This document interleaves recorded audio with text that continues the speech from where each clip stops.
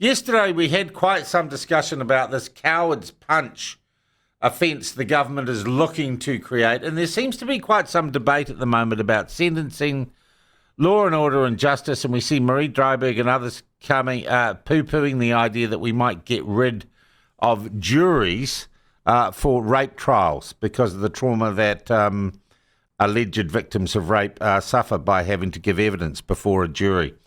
It seems to me there's an awful lot of discussion about law and order and crime and punishment at the moment, and to discuss this in a broader sense and some specifics, we're joined now by the Minister of Justice, Paul Goldsmith. Minister, good morning to you. Thanks for joining us. Always a pleasure. How are you? Very well, thanks. Hey, how would you assess in the last day or so reaction to the coward's punch proposal? Pretty positive. I mean, there's always a few who will not be in favour of anything. I mean, we've got Duncan Webb, and he says he's confused about this, but he's easily confused, so that's okay. But you'll have some defence lawyers who will focus on particular aspects, which we'll go through the select committee and have a discussion about. But the question is, what are we trying to achieve in all this? Our simple goal in justice is to reduce the number of victims of violent and sexual offending. That's the goal, and all the things that we're doing are just different sort of ways to approach that issue, which is sending a clear and unequivocal message that under this government and in this country, people are accountable for their actions. You will be held to account. There will be real consequences.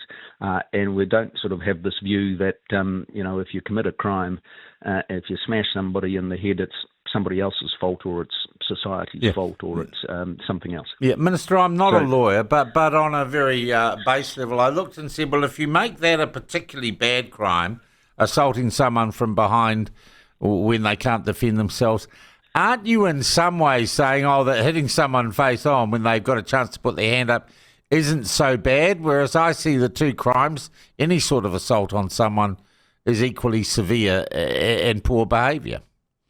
Yeah, well, look, I mean, that's a kind of a one interpretation to put on it. That's not the message we're sending. Obviously, yes, any assault is bad, and if you kill somebody through assault, then you're facing a lifelong sentence. And if you're doing it for grievous bodily harm, it's 14 years.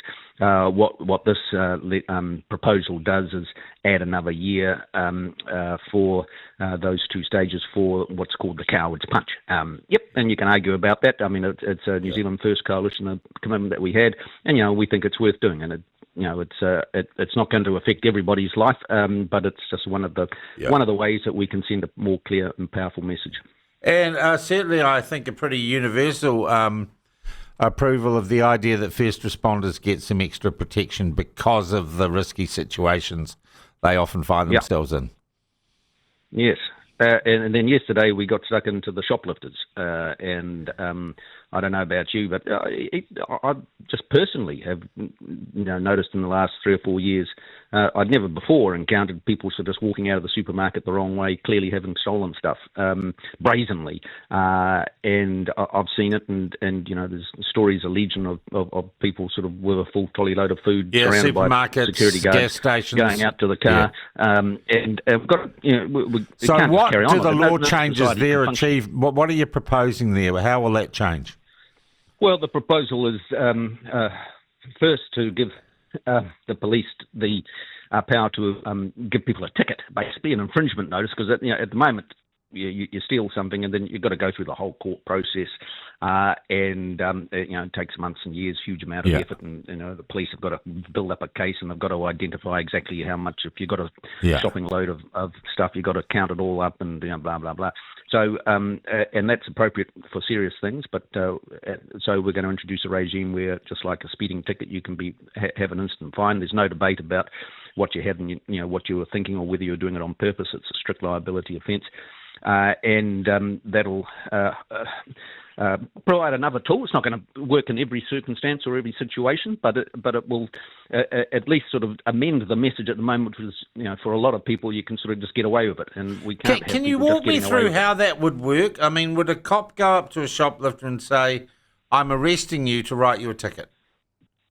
Yep. So And somebody you've got to gets caught show in the me shop. some ID so I know who to write the ticket for. Yes. And give me the right and- address. There just seems to be an awful lot of ways you could stuff that up if you were the shoplifter. Yes, but so like I say, it's no single solution is perfect. But the sad reality is that there are certain people that the stores know exactly who they are, and they've come before. I've had issues with them in the past, and they're coming and they're doing it again, and you do know who they are. Well, you and can if trespass them already, can't you, Minister? Yes, but well, that's another issue. But and we're working on that as well. We've got some more announcements to come on making the trespass laws work more effectively. Wow. So yeah, there's a whole lot of things. I've got this ministerial advisory group led by Sonny Castle, and they're coming up with lots of ideas to push back against this kind of tide of disorder that we've seen in the retail environment. Yeah, we had the Motor Trade Association on the program yesterday. Who were calling for the cops to take more action over petrol drive-offs. Have you got that on your radar as well? Yes, well, I mean that's very much in the space. So I mean they could be given instant fines as well. And just like you've got your fine that turns up in the mail when you've been speeding, it'll turn up if you've stolen property and there's clear CCTV. Okay, so that could become a summary offence. You don't have to investigate these people; just get a ticket. Yep. Cool. Okay. Look, the other issue that's arisen today. A suggestion, I think, from the Law Society or some report that juries be done away with in rape trials. Do you have a position on that? Does the government have a position on that? Do you have any advice?